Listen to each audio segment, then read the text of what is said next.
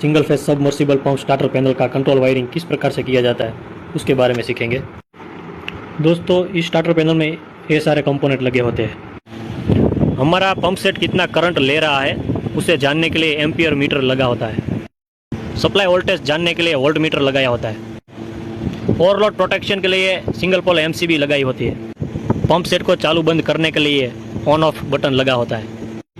इस push button को दबाने से वोल्ट मीटर ऑपरेट होता है और जब भी पंप सेट चालू करेंगे तो ये वाला इंडिकेटर ऑन होता है। ये वाला कैपेसिटर स्टार्टिंग कैपेसिटर है और ये वाला कैपेसिटर रनिंग कैपेसिटर है। ये 2 पोल वाला कॉन्टैक्टर है जिसमें ऊपर इनपुट दिया जाता है फेज और न्यूट्रल और नीचे से आउटपुट निकाला जाता है। देखिए दोस्तों, ए वाले जो दो टर्मिनल है वो अंदर के कोयल के होते हैं।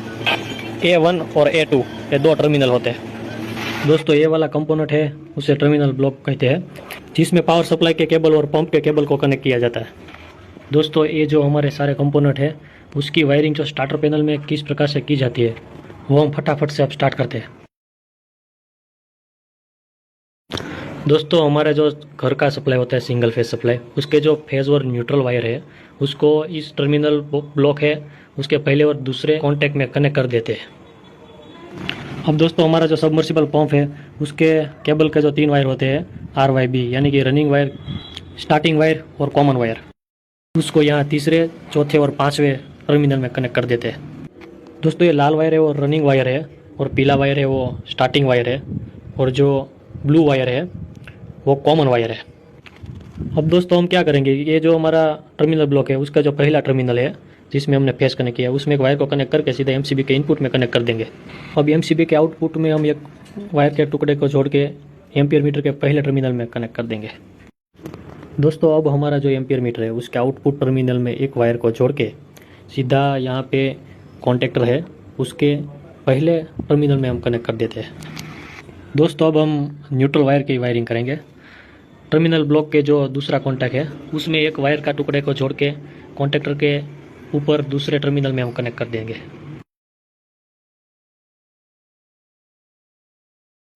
अब दोस्तों, इस कॉन्टैक्टर के आउटपुट में एक टर्मिनल में वायर का एक टुकड़े को जोड़ेंगे और सीधा टर्मिनल ब्लॉक के जो तीसरा कॉन्टैक्ट है उसमें कनेक्ट कर देंगे। अब दोस्तों, पंप का जो रनिंग वायर है उसमें हमने फेज वायर पहुंचा दिया है। अब उसके जो कॉमन वायर है उसमें न्यूट्रल वायर को जोड़ेंगे, इसलिए कॉन्टैक्टर के आउटपुट में वायर का टुकड़ा जोड़ेंगे और सीधा कॉमन वायर में डाल देंगे यानी कि टर्मिनल ब्लॉक के लास्ट टर्मिनल में हम कनेक्ट कर देंगे।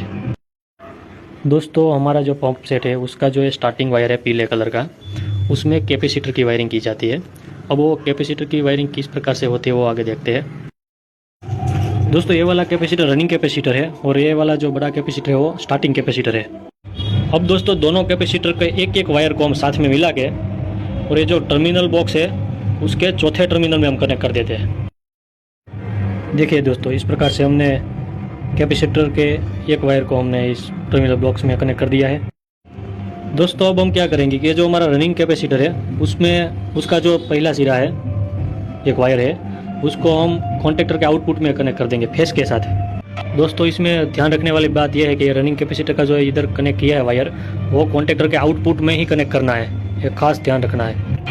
कॉन्टैक्टर के ऊपर कनेक्ट कर देंगे तो डायरेक्ट पंप को फेज वायर मिल जाएगा तो लोचा हो जाएगा। अब दोस्तों, हम ये जो स्टार्ट बटन और स्टॉप बटन है उसकी कंट्रोल वायरिंग करेंगे। दोस्तों, जब भी हम पंप सेट को स्टार्ट करेंगे तब इस स्टार्टिंग कैपेसिटर से पंप को धक्का मिलता है यानी कि पंप सेट स्टार्ट होता है। इसीलिए स्टार्टिंग कैपेसिटर का जो दूसरा सिरा है उसको ऑन बटन यानी कि स्टार्ट बटन में कनेक्ट करना चाहिए। तो दोस्तों, स्टार्टिंग कैपेसिटर का जो दूसरा सिरा है उसको ऑन बटन के नीचे एक साइड कनेक्ट कर देते हैं। दोस्तों, ये जो स्टार्ट बटन है वो NO पुश बटन होता है यानी कि हम जब स्टार्ट करेंगे तो उसके अंदर जो 2 कॉन्टैक्ट है आपस में मिलते हैं।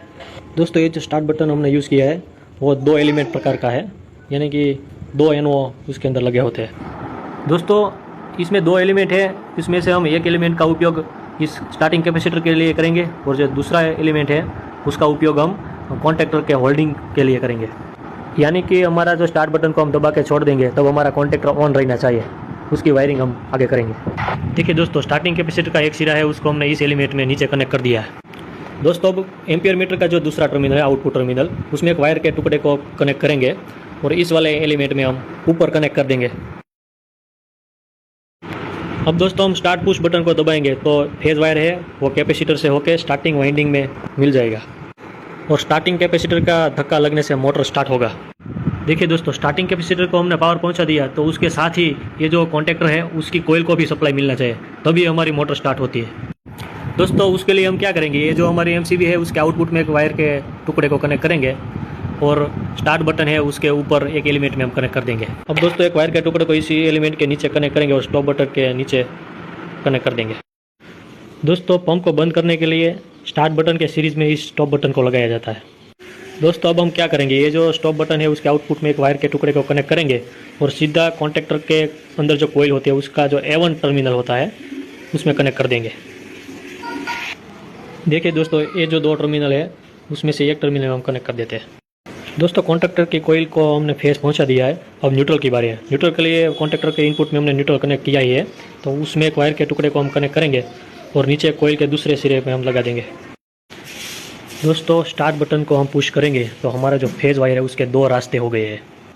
जो पहला रास्ता है वो स्टॉप बटन होकर सीधा कॉन्टेक्टर के कोयल में A1 टर्मिनल में मिलता है और दूसरा है वो स्टार्टिंग कैपेसिटर से स्टार्टिंग वाइंडिंग में मिलता है, यानी कि पंप के स्टार्टिंग वाइंडिंग में। दोस्तों स्टार्ट बटन को ऑन करेंगे तो हमारा कॉन्टेक्टर ऑन होगा और हमारा पंप स्टार्ट होगा।